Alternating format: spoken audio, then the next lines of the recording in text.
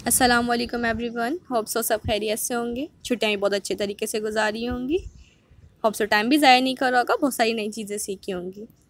चलें पढ़ाई की तरफ आते हैं। सबसे पहले साइंस बुक में हम अपने कंटेंट्स चेक कर लेते हैं कि हमें कितने यूनिट्स गिवन हैं और हमने सबसे पहले कौन सा यूनिट स्टार्ट करना है पढ़ना।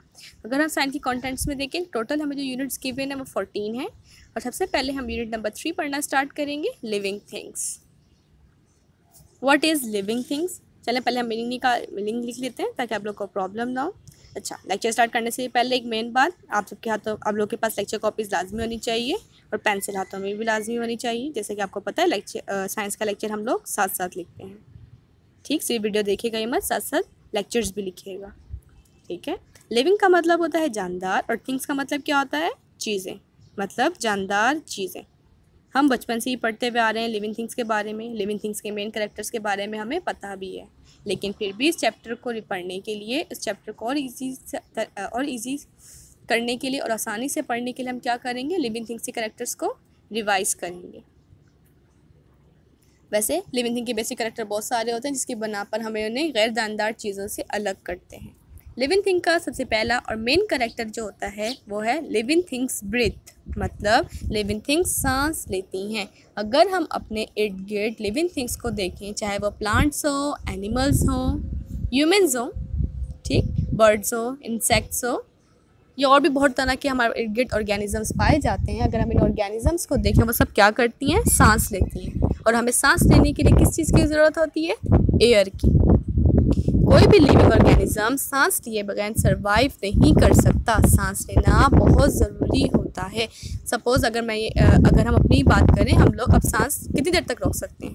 कुछ बच्चे 1 मिनट के लिए, कुछ 2 मिनट के लिए, या कुछ 30 सेकेंड्स के लिए। उसके बाद क्या होता है? हमारी सांस फूलने लगती है, दम घुटने लगता है। ठीक, तो ब्रीथिंग क्या है? हमारे लिए बहुत इंपॉर्टेंट प्रोसेस है।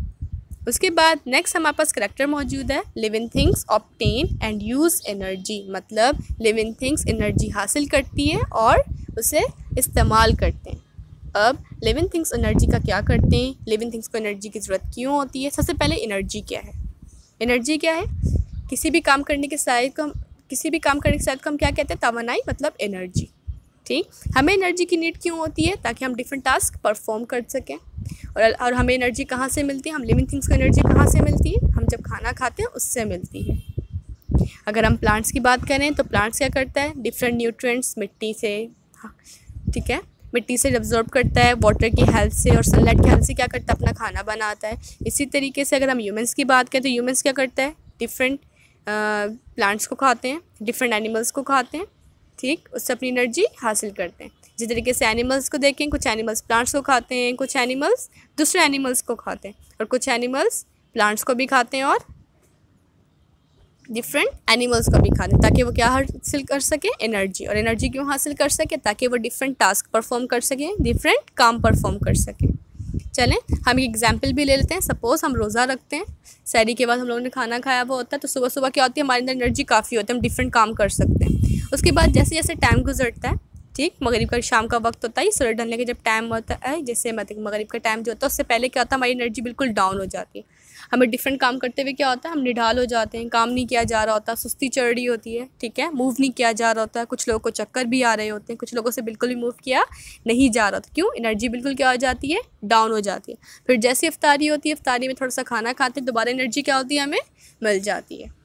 ठीक, इसलिए क्या है कि लिविंग थिंग्स का एक और मेन कैरेक्टर क्या है? उसको एनर्जी की ज़रूरत होती है, और एनर्जी हमें किससे मिलती है? खाना खा के। चलिए नंबर 3 हमारे पास कैरेक्टर होता है लिविंग थिंग्स रिप्रोड्यूस। अल्लाह ताला ने लिविंग थिंग्स के अंदर ये ख़ास तौर पे खासियत रखी है कि वो रिप्रोड्यूस कर सकते हैं, मतलब यंग वंस या अपनी कॉपी को प्रोड्यूस कर सकते हैं। अब लिविंग थिंग्स प्रोड्यूस क्यों करते हैं या उनको अपनी कॉपी बनाने की ज़रूरत क्यों पड़ती है? ताकि वो नंबर ऑफ़ लिविंग ऑर्गेनिज्म को क्या कर सकें? इंक्रीज़ कर सकें और उनकी तादाद क्या हो सके? ज़्यादा हो सके। इसके अलावा लिविंग थिंग्स को रिप्रोडक्शन की ज़रूरत इसलिए भी होती है, अगर लिविंग थिंग्स रिप्रोड्यूस करना बंद कर दें तो वो दुनिया से एक्सटिंक्ट हो जाएंगे। एक्सटिंक्ट का मतलब होता है मुकम्मल तौर पे ख़त्म हो जाना। जैसे अभी बहुत सारे ऑर्गेनिजम्स ऐसे हैं दुनिया पे जो ख़त्म हो रहे हैं, जैसे अभी पांडास आपने सुना होगा, ठीक है, जो चाइना में पांडा वगैरह हैं, वो क्या हो रहे हैं? एक्सटिंक्ट होते जा रहे हैं। क्यों? उनके अंदर ब्रीडिंग जो है ख़त्म होती जा रही है। तो रिप्रोडक्शन भी क्या है? लिविंग थिंग का एक मेन कैरेक्टर है। उसके बाद हमारे पास नेक्स्ट कैरेक्टर है living thing grow and develop. सबसे पहले ग्रो क्या है?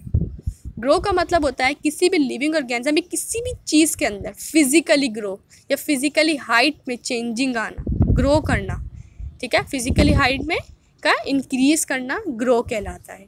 और डेवलप क्या होता है? किसी भी चीज़ के फीचर्स के अंदर, उसकी मोटाई में, उसकी थोड़ी सी शेप के अंदर चेंजिंग आना डेवलप कहलाता है। लिविंग थिंग्स क्या करते हैं? ग्रो भी करते हैं और डेवलप भी करते हैं। अगर हम एक न्यू बॉर्न बेबी की एग्जाम्पल लें तो जब न्यू बॉर्न बेबी है वो बिल्कुल छोटा सा होता है, फिर जैसे जैसे मंथ और ईयर पास होते हैं उसकी बॉडी के अंदर डिफरेंट चेंजिंग आती है, ठीक है। उसकी हाइट इंक्रीज़ होती है, मतलब वो ग्रो करता है। उसके अलावा उसके नोज़, उसके ईयर, उसके लिप्स और डिफरेंट फेस के जो फीचर्स हैं वो क्या करते हैं? चेंज होते हैं, मतलब डेवलप करता है। डिफरेंट बॉडी पार्ट्स भी क्या होते हैं? डेवलप होते हैं, ठीक। अब इसके बाद हमारे पास नेक्स्ट कैरेक्टर मौजूद है living thing respond to their environment. मतलब लिविंग थिंग्स जो है वो रद्द अमल दिखाते हैं अपने इन्वायरमेंट के लिहाज से। अब सपोज हम एक एग्जाम्पल लेते हैं, मैं अगर आपको धूप में खड़ा कर दूं तो क्या होगा? आपकी बॉडी के अंदर डिफरेंट चेंजिंग आएगी। क्या चेंजिंग आएगी? आपको स्वेटिंग होगी, ठीक, चक्कर आएंगे और आपसे खड़ा नहीं हुआ जाएगा, आपके पाँव जलेंगे अगर मैं आपको नंगे पाँव खड़ा कर दूँ, ठीक। तो क्या होता है? इन्वायरमेंट का लिविंग थिंग्स पर बहुत ज़्यादा असर होता है। इसी तरीके से प्लांट्स वगैरह भी, प्लांट्स भी अगर ज़्यादा गर्मी में हम रख दिए जाएँ तो क्या होता है? उनके पत्ते जलना स्टार्ट हो जाते हैं। तो हर लिविंग थिंग अपने इन्वायरमेंट के लिहाज से रद्द अमल देते हैं। अब बोलो तो सर्दी होती है तो क्या करते हैं हम लिविंग थिंग्स, मतलब लिविंग थिंग्स में अगर हम ह्यूमंस को लेते हैं, अगर बोलो तो सर्दी होती है तो क्या होता है? हम गर्म कपड़े पहनते हैं, हम गर्म चीज़ें खाते हैं जिससे हमें हीट मिल सके, ठीक, हम गर्म रह सकें, ठीक। उसके बाद नेक्स्ट कैरेक्टर हमारे पास मौजूद है living things adopt to their environment. मतलब लिविंग थिंग्स माहौल के लिहाज से अपने अंदर चेंजिंग लाते हैं। अब जैसे जैसे हमारे इन्वायरमेंट के अंदर चेंजिंग आती है, लिविंग थिंग्स से क्या करते हैं? आहिस्ता आहिस्ता एब्जॉर्ब करते हैं, अपने अंदर चेंजिंग लाते हैं। चलें हम नॉर्मल से एग्जांपल ले लेते हैं, न्यू बॉर्न बेबी की एग्जांपल लेते हैं।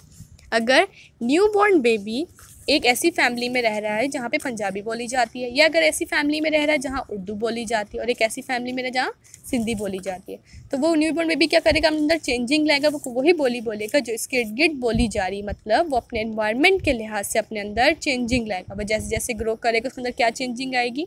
सपोज़ मतलब जो पंजाबी बोलने वाले फैमिली में रह रहा था, बेबी रह रहा था, वो क्या बोलेगा? पंजाबी। जो सिंधी में रह रहा था वो सिंधी बोलेगा, और जो उर्दू बोलने में रह रहा था वो उर्दू बोलेगा। इसी तरीके से वो लोग जो कि सर्द इलाकों में होते हैं और वो लोग जो गर्म इलाकों में होते हैं, जैसे कि अगर मैं बात करूँ मरी में रहने वाले और कराची में रहने वाले। अब अगर हम कराची में रहते हैं तब तो यहाँ पे मौसम एक्सट्रीम हो जाता है, मतलब बहुत ज़्यादा शदीद सर्दी भी हो जाती है और शदीद गर्मी भी हो जाती है। लेकिन पहले यहाँ का मौसम ऐसा नहीं था, लेकिन क्या हमारी बॉडी आहिस्ता आहिस्ता उस चीज़ को एडॉप्ट कर रही है। पहले जैसे अभी मतलब ज़्यादा गर्मी हो रही थी, यहाँ के लोगों की फ़ौरन तबीयतें ख़राब, हीट स्ट्रोक हो जाना, ठीक है। क्यों? क्योंकि हम लोग को उस चीज़ की आदत नहीं है। एकदम किसी भी चीज़ का हमें किसी भी चीज़ को अडॉप्ट करने के लिए काफ़ी टाइम की नीड होता है, ये मुझे बहुत काफ़ी टाइम की ज़रूरत होती है। और उसके अलावा हमारे पास एक और करैक्टर मौजूद है लिविंग थिंग का, जो बहुत ख़ास है करैक्टर, मतलब उसकी बेसिक चीज़ ही है। लिविंग थिंग्स जो उनके पास सेल्स होते हैं, मतलब उनकी बॉडी या उनका जिस्म जो है वो सेल खुलियों से मिलके बना हुआ होता है। इसकी भी एग्जांपल एक नॉर्मल ले लेते हैं। सपोज़ हमने एक रूम बनाना है, तो रूम बनाने के लिए सबसे पहले हम ऐसा तो नहीं डायरेक्ट दीवार खड़ी कर देंगे, मतलब दीवार आ जाएगी, नहीं ऐसा नहीं होता। हम पहले एक वॉल बनाते हैं। वॉल बनाने के लिए हमें किसकी ज़रूरत पड़ती है? छोटे छोटे यूनिट्स की, जिन्हें हम क्या कहते हैं? ब्लॉक। हम डिफरेंट ब्लॉक्स को अरेंज करके क्या बनाते हैं? वॉल। एंड देन वॉल जो है 4 वॉल्स बनने के बाद वो क्या बन जाता है? रूम बन जाता है। जस्ट लाइक दैट सपोज़ करें वो जो रूम है वो एक लिविंग ऑर्गेनिज्म है और जो वो ब्लॉक है वो सेल है। अब डिफरेंट सेल्स आपस में मिलते रहते हैं और वो क्या बना लेते हैं? एक बॉडी बना लेते हैं। अच्छा, अब सेल क्या होते हैं? सेल की हमारी बॉडी में क्या ज़रूरत होती है? सेल हमारी बॉडी में डिफरेंट टास्क परफॉर्म करते हैं। मतलब सेल जिस जगह पर प्रेजेंट होंगे वो उस लिहाज से अपनी वर्किंग करते हैं। सपोज़ अगर सेल्स हमारी टंग में मौजूद हैं तो वो हमें टेस्ट करने में हमारी हेल्प करेंगे, मतलब टेस्ट में हमारी हेल्प करेंगे। अगर सेल हमारी नोज़ में मौजूद है तो वो हमें स्मेल करने में हमारी हेल्प करेंगे, किसी भी चीज़ की फ्रेगनेंस को या किसी भी चीज़ की स्मेल को पहचानने में हमारी हेल्प करेंगे। इसी तरीके से अगर सेल हमारे स्टमक में मौजूद है वो डाइजेशन में हेल्प करेंगे, अगर वो किडनी में मौजूद है तो वो एक्सक्रीशन में हेल्प करेंगे, वेस्ट मटेरियल को रिमूव करने में हेल्प करेंगे। ठीक, यहाँ तक का आज का लेक्चर था। इसे साथ साथ लाजमी रिवाइज़ करिएगा। लेक्चर को नोट डाउन आप लोगों ने कर लिया होगा। ठीक, अल्लाह हाफिज़।